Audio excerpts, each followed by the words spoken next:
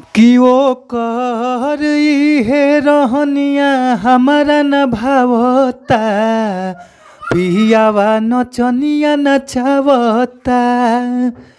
कि ओ कर इहे रहनिया हमारा न भावता, पियावा नचनिया नचावता। तो जी हाँ ये भैया, आप सब कैसन बनी जा, और आशा ना बल्कि विश्वास बा ये भैया कि आप लोग मस्त हो खब जा, खुश हो खब जा, स्वस्थ हो खब जा, तंदुरुस्त हो खब जा। और हम बानी आप सबके भोजपुरी गायक व गीतकार नीतीश सिंह, और एहिजे से हम सबके प्रणाम करतनी हे भैया। आपन आशीर्वाद हमारा ऊपर बनौले रही जाए भैया।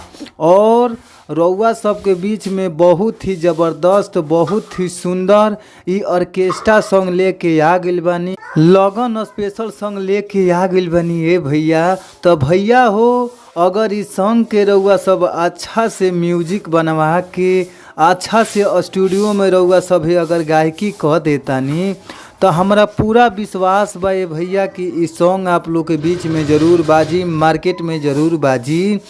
जी हाँ भैया, रउआ सब अच्छा गावत तानी जा, अच्छा बजावत तानी जा, फिर भी रउआ सबके अच्छा मेटर नइखे मिल पावत। तो अच्छा मेटर पावे खातिर हमारी यूट्यूब चैनल के सब्सक्राइब कर लीजा, जौना यूट्यूब चैनल के नाम बाटे ए भैया भोजपुरी संगीत लिरिक्स।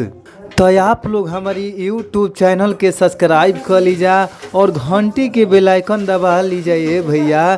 काहे से कि अगर घंटी के बेल आइकन दबा ले जा तबे रउआ सबके हमार जवन भी नया सॉन्ग हम अपलोड करब रउआ सबके बीचे पहुँच जाई, रउआ सबके सामने पहुँच जाई। और आप लोग के आई जा हम मुखड़ा सुनावत तनी कौना भाव में कैसे गावे के बाटे ए भैया। आई जा हमनी के सुने के कहे के भाव बाटे ए भैया, सुनी जा। अरे चढ़ली जवानी हमर हो खता जियान हो, तोहनी को न सोहिया हमर देता ध्यान हो।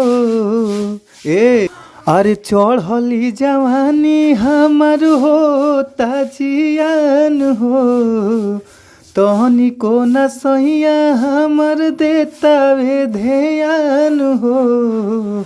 कि हमके रात भर नींद नहीं आवता, पियावा नचनिया नचावता।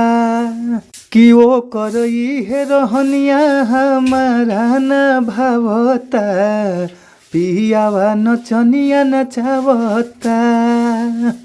तो भैया हो, अगर इस सॉन्ग अच्छा लगता, ये गाना अच्छा लगता, तो फुल सॉन्ग लेवे खातिर स्क्रीन पर नंबर बाटे, हमार नंबर नोट भी कर लीजा 98 350 77 203। एक बार और नंबर नोट करी 98 350 77 203। तो आप लोग कॉल करी, कॉल कैला के बाद आप लोग के बहुत ही कम से कम चार्ज में सॉन्ग मिल जाइए भैया। तो आप लोग कॉल करी, फिर मिलल जी अगला वीडियो में यानी नेक्स्ट वीडियो में। तो तब तक खातिर thank you, bye bye, so much, धन्यवाद।